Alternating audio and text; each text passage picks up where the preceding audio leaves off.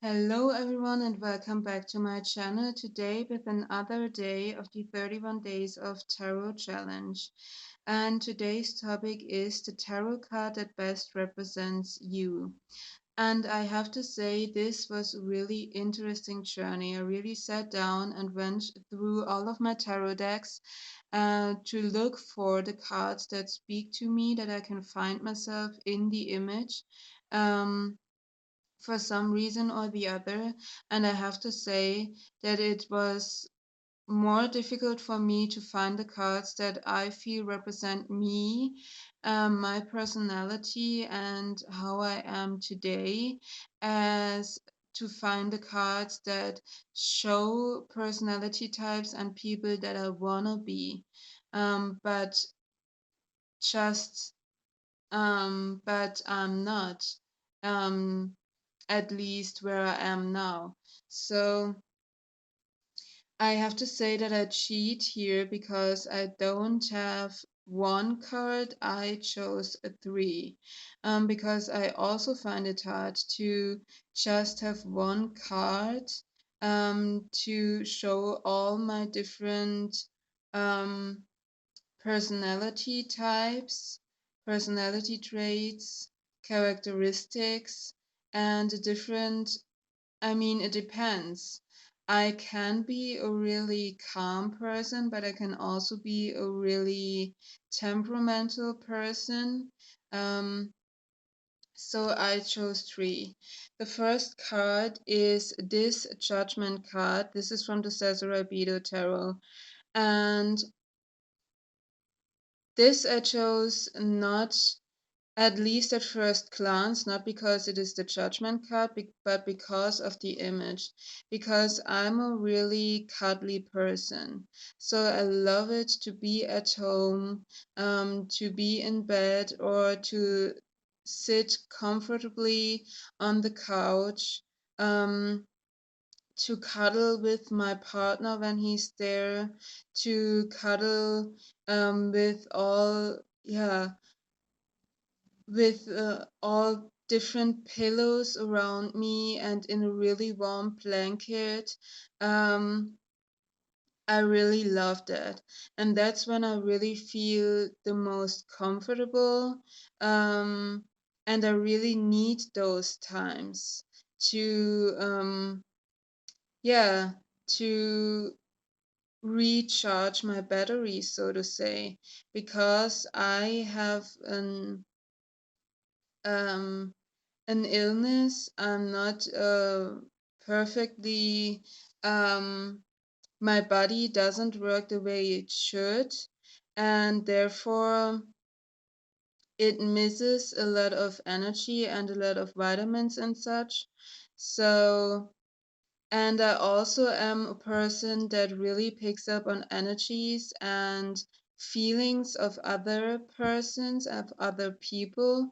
And that costs a lot of energy to not only um, work with your stuff going on inside of yourself, but also with the stuff of other people, and work with all of those things inside a body that isn't on the highest peak and hasn't a lot of energy. So I really need those pause, comfort, cuddle moments on my own to recharge my batteries, to ground myself, to calm down. And I'm also a person that um, I have always cold. It is really hard for me to get warm. Um, Even when other people are there and saying, "Oh my God, that's warm in here," I will still sit there with my blanket, because my body is like, I'm not warming myself. So this is really a part of myself. Sitting there alone to recharge my batteries in a cuddly, warm blanket. Um, and reflect on my journey and where I want to go and what I need to do next. And Yeah. So therefore judgment fits as well with that. But yeah, so this is the first card. The second card is this card. This is the moon card from the third eye tarot, Brit's third eye tarot.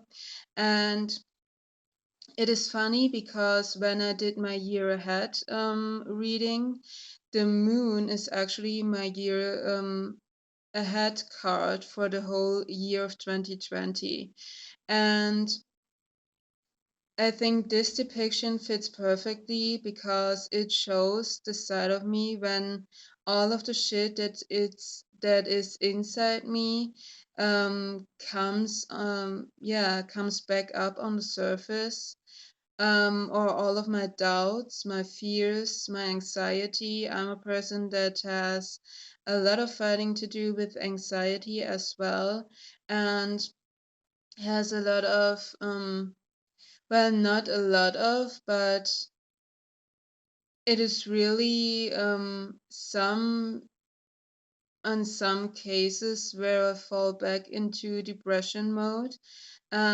So this fits perfectly there. When I sit there and I have all those doubts and fears coming up, and I look at me and I look at my life and where I am right now, and I'm like, well, you didn't do very well, did you? And what you what exactly have you accomplished? Well, not really very much.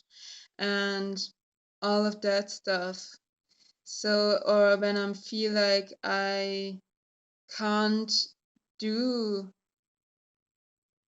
I haven't the energy to do really much, or I can't get any further, and I just want to give up. So, this is my depression phase moments. And then there has to be a Eight of Swords in here as well, because the Eight of Swords is really an image and the meaning of the Eight of Swords that I resonate with and that I have to work with. And I talk about that also in one of the videos, where the topic was to draw or to paint the card of the tarot. And there pick the Eight of Swords as well. Um, yeah, because I'm really a person that has to fight with anxiety and that is really up in my head sometimes.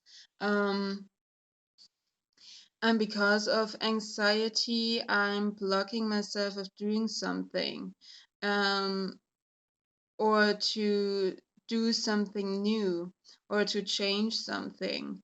And it's like it's all in my head, it's not real. And most of the times, the reasons that I have in my head aren't really real and aren't even reasonable. So, um, I did a lot of work that and it is better now than it was, but it's not completely gone, and I doubt that it will be completely gone.